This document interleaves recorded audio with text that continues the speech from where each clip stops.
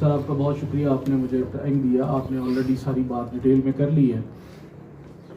DC साहब की बात को ही मैं सिर्फ एक दो लाइंस में करना चाहूँगा कि जिन हालात में से हम अभी गुजर रहे हैं, बहुत सारे लोगों की तरह मैं भी कोरोना को नहीं मानता था। तो लास्ट ईयर रमज़ान में, इन्हीं दिनों में जब मुझे कोरोना हुआ और मेरी तबीयत अच्छी खासी उसने ठीक की, तो फिर मुझे पता चला कि कोरोना एग्जिस्ट करता है और ठीक ठाक एग्जिस्ट करता है। तो it is very much there. अभी तो हमारे साथ लाशें गिर रही हैं। डीसी साहब ने ऑलरेडी बता दिया कि हॉस्पिटल्स की क्या कंडीशन है और वहाँ पे इस वक्त किस लेवल पे हम काम कर रहे हैं। ऑक्सीजन नहीं मिल रही। हमारी बदकिस्मती दो तीन पहलुओं से अगर हम देखें, इससे पहले उलमा हजरात से भी गुफ्तगू हो रही थी, हम सारे के सारे, बड़ी बात से प्लीज़ कोई ऑफेंड ना होइएगा और कोई नाराज़ ना होइएगा, हम सारे के सारे बड़े पक्के प्रैक्टिसिंग मुस्लिम्स हैं और हम दावा करते हैं सारे के सारे हम बड़े पक्के मुसलमान हैं। लेकिन अल्हम्दुलिल्लाह हम वो लोग हैं कि जब भी कोई मुश्किल वक्त आता है, अगर दवाइयों के टाइम ज़रूरत हो तो हम दवाइयों की कीमतें उठा के यहाँ कर लेते हैं कि यही कमाई का टाइम है। ऑक्सीजन की कमी है तो हमने ऑक्सीजन इधर उधर कर लिए कि चलो जितनी महंगी होगी उतनी महंगी बेच देंगे। ऑक्सीमीटर जिससे पल्स हम चेक करते हैं, जो कभी किसी दौर में शायद 1500 रुपये का आता होगा, जो अभी हमने शायद 6-7 हज़ार 8 हज़ार रुपये में भी नहीं मिल रहा क्योंकि ज़रूरत का चीज़ है, तो हमने वो भी अपने मुसलमानियत के नाम पे वो भी छुपा ली है। इसी तरह ही जो ज़रूरत की चीज़ें इस वक्त बेसिकली जान बचाने के लिए जो हम एक दूसरे को हेल्प कर सकते हैं ना, हम वो भी करने के लिए तैयार नहीं हैं। वैसे हम कहते हैं कि हम बहुत पक्के प्रैक्टिसिंग मुस्लिम्स हैं और इसके बगैर गुजारा नहीं होता। तो फिर अल्लाह ताला ने हमें किसी न किसी सूरत में तो अजाब देना ही है ना। कुछ उम्मतों पे मेंढकों का आया, कुछ पे जुओं का आया, कुछ पे खून का आया, कुछ पे पहाड़ मुसल्लत किए, कुछ पे जो है ना वो रात का जो है ना वो आया। तो ज़ाहिर है फिर हमने जो हम हरकतें करेंगे हमारे ऊपर उसी तरह के सिस्टम कोई ना कोई अल्लाह ताला ने फिर हमें किसी तरह तो याद कराना है ना कि मेरी तरफ रजू करें। तो उस तरफ नहीं हो सकता जब तक हम दिल से, सिद्ध के दिल से उस तरफ ना जाएं। जब हम एक तरफ, हमारे पास इस वक्त एडमिनिस्ट्रेशन पे सबसे बड़ा क्रिटिसिज्म ये आता है कि जी मौलवियों को तो आप नमाज़ नहीं पढ़ने देते मस्जिद में, सियासी जमातों वाले हुजरे में 200-200 बंदा, 400-400 बंदा अपने उधर दालानों में इकट्ठा करके बैठे हुए हैं, तो वहाँ आप रोकते नहीं हैं। कल का भी एक जगह का मैंने डीसी साहब से शेयर किया कि एक जगह गैदरिंग हुई, एक तरफ हम तरावी पे उसको कह रहे हैं कि सोशल डिस्टेंसिंग मेंटेन करें, कारपेट निकालें, फलाना करें और मास्क पहने, और दूसरी तरफ हम ये कह रहे हैं कि एक हुजरे के अंदर को उन्होंने कोई जगह पे ना एक उधर कोई तकरीबन कोई 200 बंदा इकट्ठा किया हुआ था, कोई मास्क नहीं, कोई चीज़ नहीं। तो खुदा के वास्ते क्या कहीं जो सियासी जमातें हैं या उनके वर्कर्स हैं, ये वो इम्यूनिटी कहीं लिखा के लाई है अल्लाह से कि हमने इंश्योरेंस करवाई हुई है कि हमें कुछ नहीं कहेगा कोरोना? तो भाई आपको भी उतना ही कहता है जितना हमें कहता है, जितना मौलवी को कहता है, जितना नमाज़ पढ़ने वाले को कहता है, जितना रोज़ा रखने वाले को कहता है। तो मेरी आप लोगों से दरख्वास्त है कि बराए मेहरबानी इस इम्यूनिटी वाले कॉन्सेप्ट से ये निकलें कि जी सियासी जमात के वर्कर को कोरोना कुछ नहीं कहता। कोरोना सबको कहता है। जो मर जाता है ना, उसके बच्चे यतीम होते हैं, उसकी बच्चियां तरसती रहती हैं कि मेरा बाप कहाँ गया। और बदकिस्मती देखें, होपलेस, हेल्पलेसनेस देखें कि एक बंदे का बाप फौत हो जाता है, वो बाप के जनाजे पे नहीं जा सकता।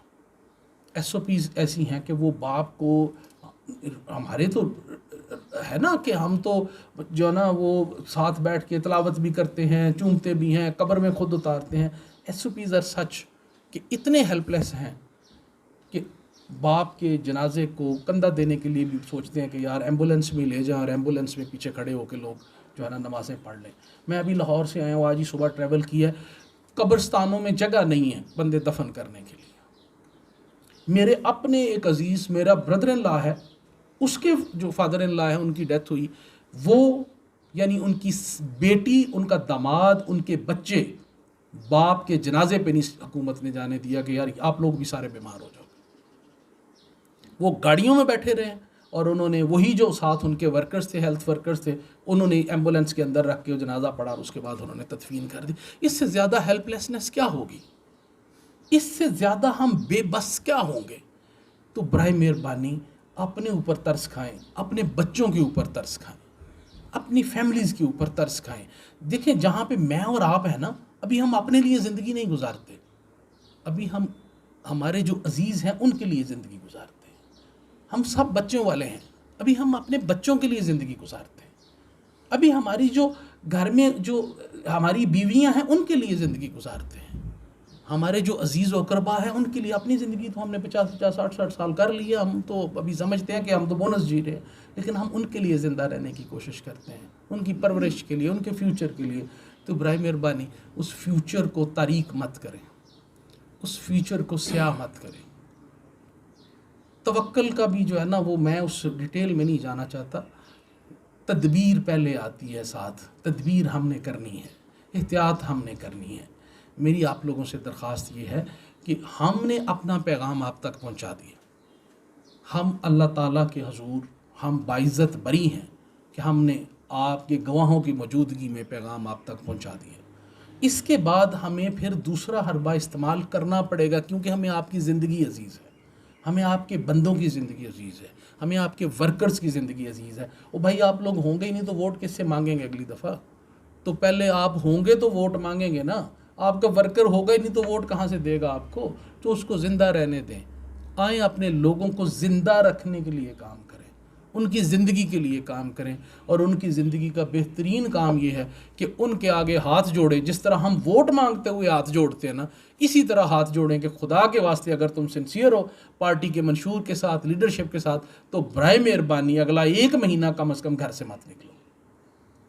आप लोगों की तरफ से बैनर्स लगने चाहिए जिस तरह आप इलेक्शन पे लगाते हैं कि खुदा के वास्ते हमारी पार्टियों के बंदे बिला तफरीक अपने घरों से मत निकलें।